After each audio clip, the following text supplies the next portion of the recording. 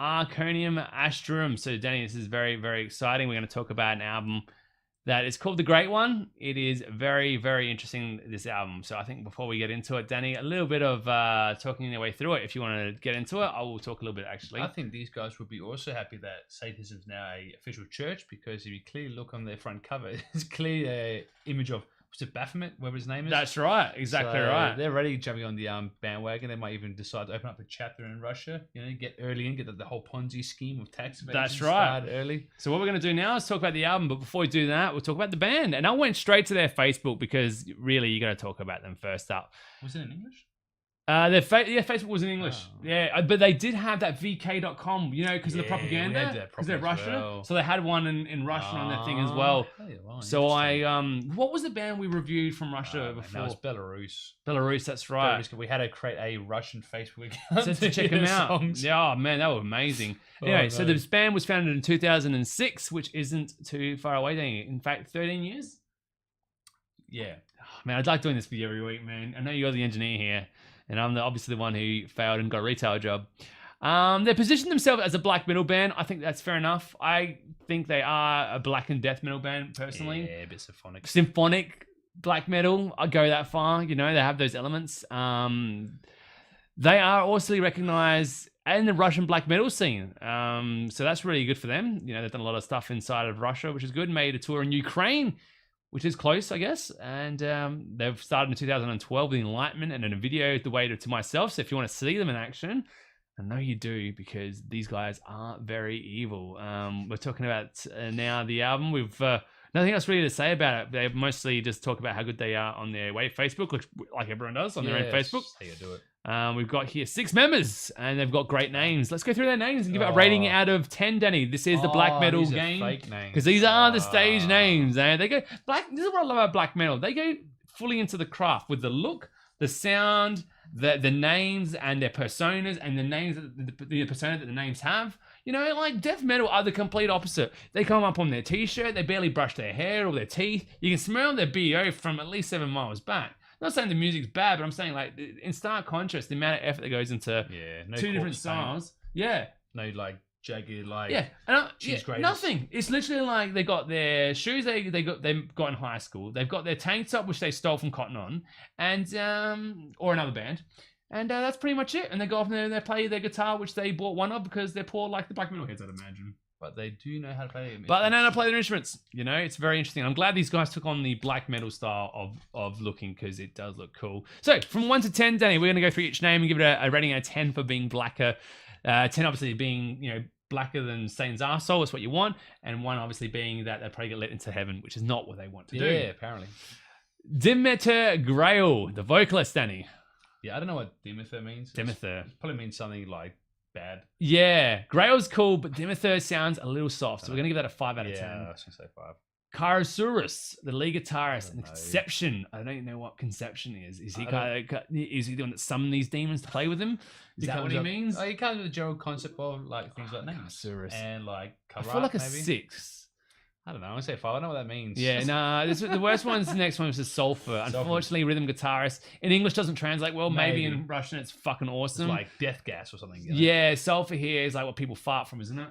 Yeah, poor guy. Nevertheless, we've got a couple of good ones coming up. We've got Swarm on drums. I think it's a classic. I'll give it 7. That's not bad. Sounds good. I like it a lot. Then we've got Sabah Bial. He's on Synth and Symphony. I don't mind it. It kind of looks pretty as well, but it kind of has that twist of evilness.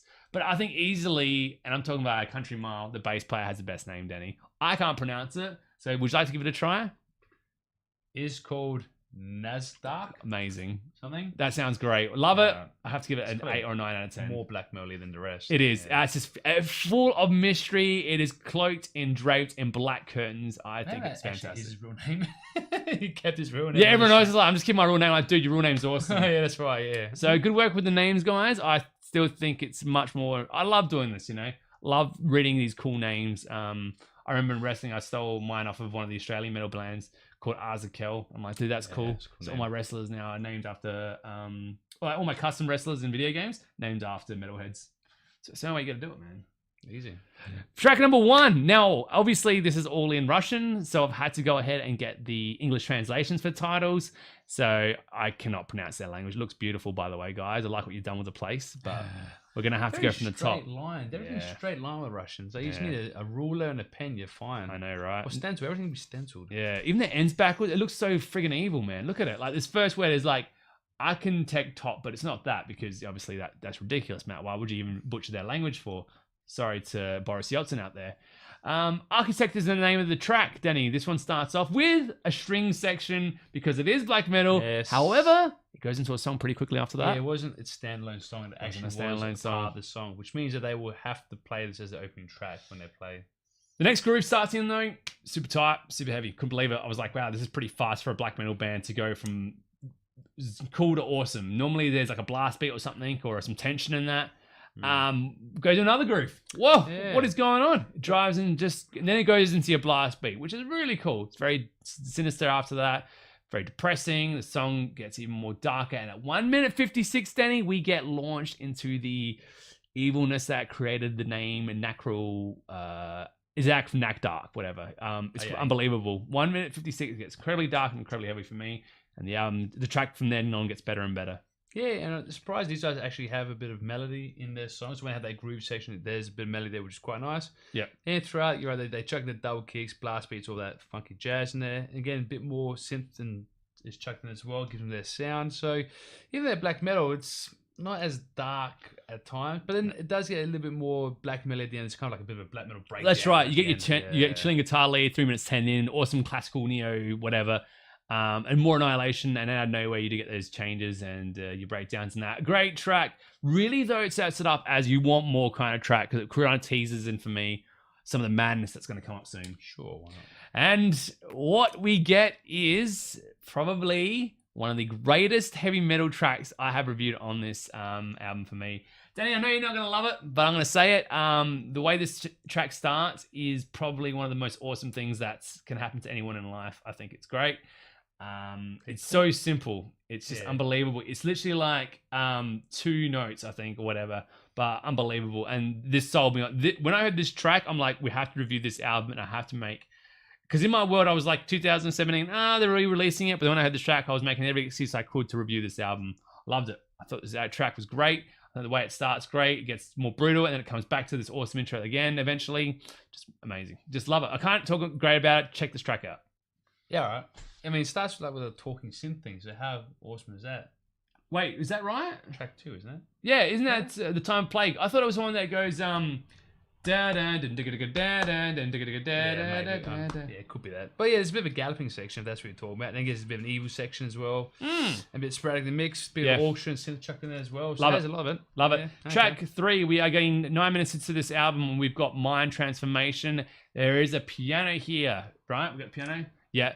Very tragic, very beautiful, the bass line. Very nice touch here. I think it was very melodically sound, and it actually isn't just a bunch of nonsense. It actually resolves and starts really, really well. Then the guitars crush it in here. It's super awesome. Pianos are changing it up, making the guitar sound big, sweet. Lots of hits, lots of grooves, lots of cool transitions, and lovely guitar solo. Yeah, they actually throw in that guitar solo in every song, about 3-4 songs in the album, which is pretty good. But they're good. They do what they have to do. Yeah, it's just has more of an electronic feel, more like Samael feel. That's true. So about their stuff, you'll dig this one here. Again, they do a bit haunting in the chorus. Addition of a choir first time they use that, which is good. Again, goes with the piano section, goes with the palm tremolo section, which again keeps like the edginess of the song going as well. And there's either side of the solo is a bit of a fast section, so it helps and keeps with the pace going as well. So they do change up a bit and they help you take you on a journey. Asmodeus, in track number 4, there is no mucking around. This one just goes straight off the bat here, like a fastball right through the middle. It knocks it right out of the park. Not too long with the bombardment from great riffs. It just doesn't really stop again. There's more of that stuff. Not even once this thing just keeps going. There's this double kick lace over some dark guitar lines, much more in that death metal, black metal kind of vein. Then there's this Dragon Lord riff that comes up. That's just almost a little too much for even Matt to handle. Dark tense lines, very much ending that reminds me of something straight out of the Insorde Diaboli album from Dimmu Borgir. It's very dark, it's very foreboding, and nonetheless, it's very, very deserving of a good track. Yeah, this actually has a piano solo in it. Yeah, in the middle, stripped back with a piano there, Go. which is quite nice. But then it's separated again, offset with the heavy drums, and you're right, the chorus groove heavy riff is pretty awesome in this one here. So I actually thought this is track 4. I thought this was probably the best song off the album. Ooh, Yeah. you know what? We could wrestle about this all day, Danny, but we got another track to review. Now, this one, funny enough, was translated from Google Translate, obviously, and Zik Kurat is the translated version of whatever the thing was. So here we go, a frigid sounding acoustic section, very much behemoth-y, I guess. You know, that was very much with Demigod album. There was some of that translate, like kind of moving in from it. Launches straight after that acoustic section, more straightforward here, but it does go into a very cool tremolo section, and the groove sounding really beefy with the keys here. Very effective when they do this kind of stuff, man. You know, so many bands that I can think about black metal can go with those, you know, dark natured, very harsh and whatever, but these guys launch into some really heavy death metal-y kind of breakdowns in a sense, and then return to that feel of black metal, you know, but they put it together well. You know, it's not lost in the bad production or whatever as well. It's all done really well, and you even get like a thrashy section in this track as well, plus seagulls. Danny, come on. Yeah, this You when know? they start actually getting additional like white noises and synths That's and right. choirs and That's all those. right. Pretty much from now on, every song has something which is a bit of an additional Oh yeah, effect on it. What death those seagulls must have had, because after that transition with those gulls, man, there was a big, super depressing, gallopy kind of thing, which was very angry. I guess that's what anger kind of gets born from. You know, it's a good track, and there's a little tease at the ending, but it's very badass for me. I thought it was interesting, very interesting with the seagulls. Never really heard that in a metal album. They made it heavy. Don't know how they did it. Maybe seagulls is like the second animal of Satan. First is the goat, then maybe seagulls is like the, you know, just the one off the goat. Well, we've got a behemoth title now, Oh Great Father. Yeah, there you go. There you go. Something a little bit more. We need to really take it home to Christianity, because we really don't like it. Don't know if these guys do that, but you know, it's definitely feels that way, doesn't it? Yeah, and they've continued on with the sound effects. They got a wind siren kind of intro with the piano. Yep. So again, trying to build up the evilness of it all. Oh, you know, sick double kick laced in there as well. It's very dancey at times with this track. Has that arpeggio section, then goes into blasting again here. So it's not too bad. The sweeping is very clean. And at the end of it, it's very Blackmore, Richie Blackmore inspired with those bends and stuff, you know? Yeah. But again, those grooves, super evil, super cool. Yeah, it's all operatic. So they have a female opera singer come in and part as well. Choir's used as well in this. So I guess they're trying to go for that big foreboding black metal sound. Like, you're going to go by the title, all these effects, all these layers put in there. They're trying to make it sound like all evil and depressing and sad and big at the same time. Yeah, it does sound pretty good, Danny. You got me going for it. Dark Red Gates or Darkened Gates. I'm not sure, man. Again, I can only do the best what I've got here. Darker Gates. I put Bobby in exclamation mark, Danny. Why would I have done that? Where? On the title? Yeah. Yeah, I know what you did there. It's very dimmy-like. What do you mean boppy? boppy? Oh, As it's in very boppy. boppy, yeah. Dancing. They do that quite a bit. Yeah, it's very dimmy-like here. A very symphonic intro with the guitars and stuff, laying down some cool grooves. Tremolo picking, high register, quick changes. These riffs, again, very cool. And then it gets to like a little bit of a power metal kind of track at this time. It has these like Iron Maidenish kind of, I think, dual guitar lines or something. Yeah, you got those. You know, It's very symphonic black metal. they do that cool Nevermore trick where they had the beat on the 3 and then you put on the 2 and the 4. I love that shit, man. I guess that Yeah, is. it's just like da da da da da da da da da da da da. Like, it's just really cool. Pushes it forward. Love it. Did well. And if you're gonna rip off Nevermore, even if you don't think you're ripping off Nevermore, super points here from Super Mario Brother Matt. Yeah, so that made the song jumpy because they do whole staccato playing, so they didn't. Yeah, and that's why they make it more jumpy. And then they go for the big sounding ending as well. Try, you know, go Works for for the me, powers. man. Now we are moving through these tracks fairly quickly. We are at 36 minutes in now with track 8. It is called Invocation. Now, this was an interesting one for me because I heard this track and it was really pulled back to the point that I was like, wow, has this been misplaced in the album? Or are they just kind of winding this album up? Turns out it was going to be the latter, Danny. They are kind of pulling it here. The track itself is a bit more of the pain and anguish that's come to... I'm glad that it came to, because obviously I don't think we could have too much more of this craziness. Yeah. It's not a bad track, but I think for me, it didn't do nearly as much as what the next track's going to do for me. Yeah, this one they kind of felt like they just downloaded the latest package of sound effects because you have like crows and you got wind sounds. Yeah. You got talking, you got whispering, you got Yeah. synths, you got everything trying to create some sort of atmosphere. It does, but then again, it all gets crushed beneath the own weight of themselves with the next track, which is Forgive My Longing, Satan. Obviously, they are a black metal band. So that was Much stronger here for me. The instrumentation here is better. It's a bigger song. It's a sadder sounding song. Yeah. It's smarter. It's more tear jerking, and it's even got the rock ending as well with the guitar solos that are trading off. And I'm imagining they need to bring a big fan on stage that can blow in the faces of everybody so the hair can go. It's a sweet track and it's a strong finish. I really like this track, and I really puts to shame the track before it. But if the track before it's surely to make this track look even better, it succeeded. Yeah, it could be. It could be like the stand-up comedian before the real comedian comes on. Yeah. That what track A could have been for this track now. But you're right, this is very emotive. Like the singing, Awesome. more angst to his screams and more like drawn out his screams to give you that feel. Yeah, it's just the solos and emotive solo as well. You see like more like an 80s here, like Whitesnake solo rather than this. Oh, So, it was exactly right. Yeah. I said the same thing. I was like, this is so like just crazy good. Like I just thought it was great. These guys obviously got a lot of influences, but their home really is in black and death metal, and this album here is very good. We've done a lot of black and death metal on this show, mostly because of me. It is my soft spot, you know, it's my Achilles heel, it's my Sunny to share, it's my Pink Lady Apple it's to your black into death. thank you. I was gonna go on forever. I love this album. From start to, as you can see, I'm just gushing about it the whole time. I think as a guitarist, just reflecting on these riffs, how brilliant they are, how they work so well together with so many elements, especially with the transition. And it was far stronger than from like bands like Mortal Eclipse and some other bands that I'm into as well, like even like Dimmy, for instance.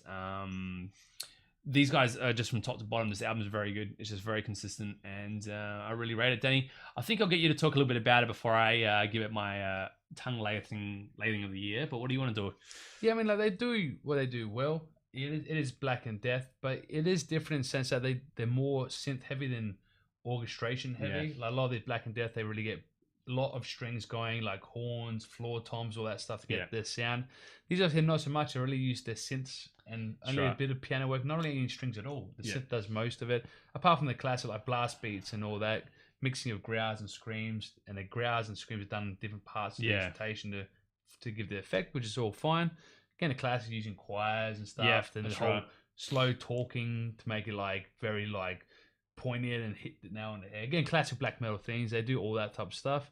Again, this one is actually a bit better than most because they do have small grooves, a bit more jumpy. So it's not a like really slow black metal album, which can be like a bit repetitive at times. Yeah. These guys do try and make it exciting and make it different. And the album's not ultra long, so you don't get lost in it. They do try to change up a bit to make it more exciting than you just.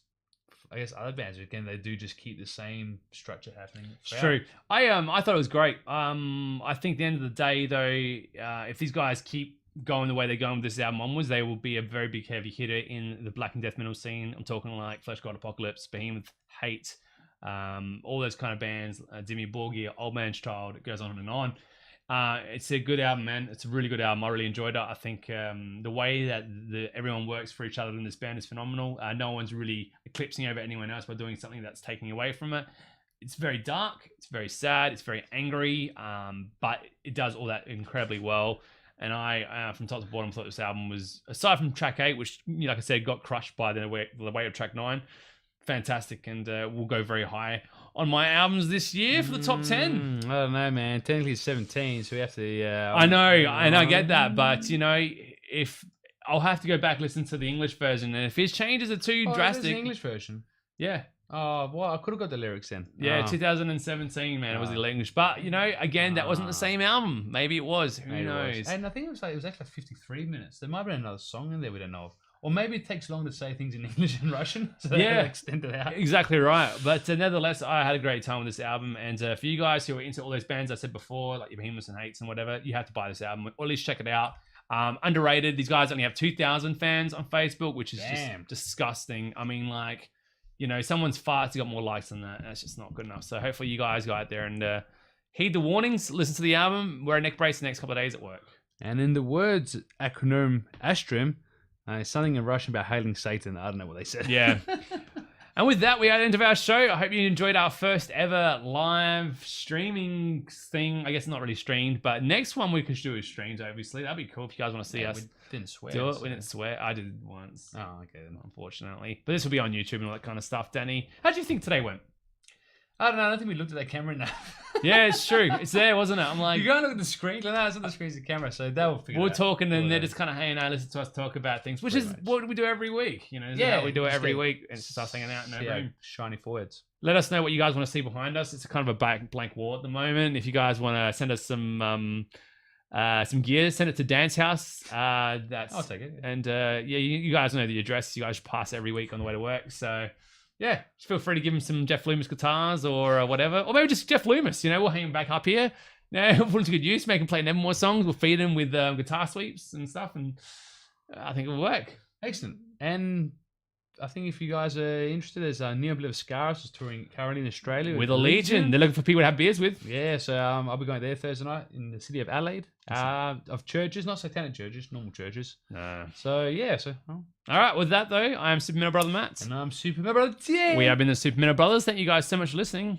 We'll catch you next week.